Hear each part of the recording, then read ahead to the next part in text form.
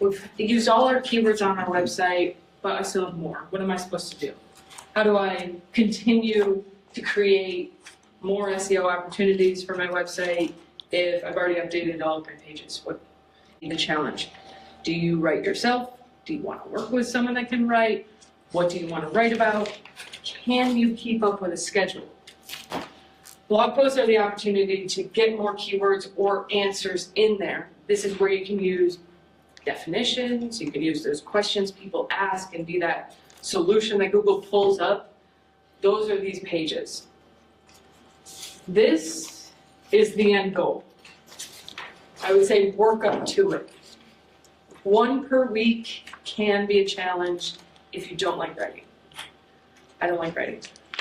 I hired a copywriter so that I can be at this schedule. All I do is provide the content, give my expertise. They take that information, they write a blog post. It doesn't need to be long. We do 1 document page, that's plenty. Include your keyword. Same strategy that we used for how many times you should have on there, the keyword density, same thing applies. I do have, working on a new course, and I'm going to be focusing on 3 platforms, Wix, Squarespace, and WordPress.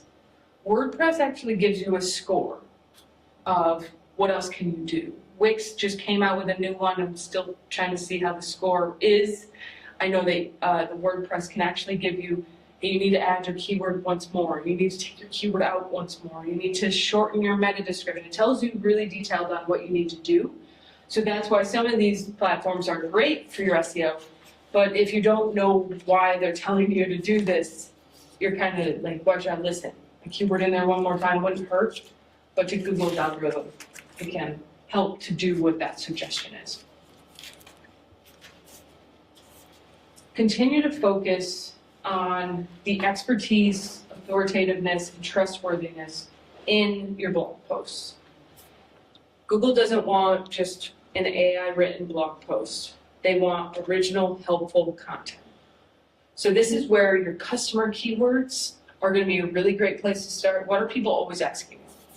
It's the first question they ask you when you get them on the phone, or when they get in, or become a client, or what's the most common problem you come across? I'm sure for Blue Tie there would be a lot of simple little questions that Rob comes across every week that may allow some troubleshooting before they get on the phone with Rob. It may save you time. He can even do videos to do screen recordings. You know, I mean, blog posts can be not only for Google, but for your audience to send them resources when they have questions. But I do like to tell people we're writing our blog posts for Google first, our consumer second. And I'm not saying we don't want to write like because our customer's not going to be reading it, but if Google doesn't know it exists, they won't be reading it. When was the last time you went to a website's blog post hosted page and looked for it? It's overwhelming. But if you go in through a blog post, then you may keep adventuring and reading more articles. You want to make it interesting and a way in for people to find your website. Blog post is what actually expands your. Does that include videos? Yeah. Okay. Yeah. That I mean, you can also that seems easier. It does. So videos, I'm going to be talking about it next, can be your blog post strategy. Those can be the same exact strategy. Whatever you're talking about in a blog, you can put in a video. If you use a script, put the script in as a blog post. And that's what I've been doing. I do a lot of YouTube videos. I take that script and I just put it under the video. Because I don't want to get ahead. Google doesn't hear the video. You know, they can't hear the audio. So they only see the information you're giving. So put as much as you can in the blog post, but what I also suggest is at the bottom, give some way of keeping them on your site. Either related blog posts or this is what we offer, be sure to check out, you can book a free call, any of those call to actions to give them some kind of reason to stay on your website. Because honestly, they may come in on the blog post and then they could leave after they've read it. But did you give them the opportunity to stay? Find something else they had a question about? Didn't know you offered? Didn't know you had services? There's a lot of potential.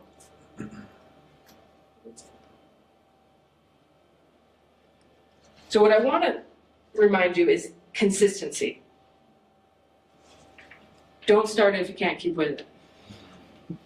You'll start going up the hill, and Google will start believing in you, and then you'll stop, and then you'll just slide back down. So you can build the credibility in certain pages, and the longer they're out there, the better. But continuing to bring Google back every single week, month, quarter, whatever, is going to be what gives you the momentum for Google to continue to rank you and expand more pages that get found, instead of just the oldest ones. Each time you write a blog post, and when we talk about Search Console, you're going to index it. So that means bringing Google, hey, new page, check it out. What else can we rank for? If you don't, you're letting Google's bots be responsible for when they actually will start ranking, start being seen, all of that. So a couple numbers. If you write weekly, that's 52 posts per year. So if you're have dead time, I need to do something for my marketing, what can I do? This can be on the list of writing 52 blog posts. If that's 2 a week, now you're done in 6 months. Or if it is 1 a week, but you try and do it ahead of schedule so that you're scheduling them out. If you go bi-weekly, that's 24 a year. It's a lot easier to write. You can probably break it out over a couple weeks. Or if you just do 1 per month, that's 12. That's pretty easy if you put a couple hours, get all of those blog posts written, and optimized and scheduled, you're good to sit back. But the importance is to have the same consistency so that Google can detect that. And you also have a blog post planning sheet, so you'll be able to use that related with what keywords you want so that you can keep on your schedule. I highly suggest putting it in your calendar, because if you don't, you probably won't do it. Even though it may be something you're like putting off anyways, that's where considering a copywriter may be the solution, because in 3 to 6 months, you'll start seeing the new clients, new traffic coming in, and all they had to do was write a certain amount of posts for you.